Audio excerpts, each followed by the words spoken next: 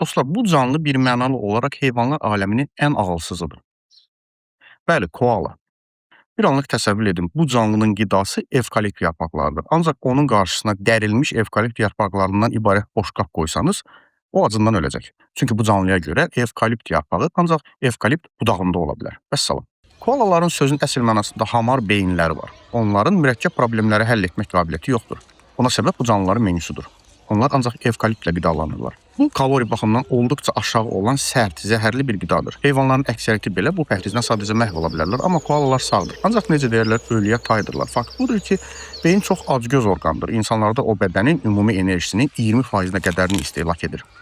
Koalaların əsas qidası olan evkalipt yarpaqları qəliz bir beyni qidalandıracaq gücdə deyil. Bu səbəbdən təkamül onların qarşısına bir seçim qoymuşdur. Ağıllı olaraq acından ölmək, yoxsa axmaq olaraq yaşamağa davam etmək.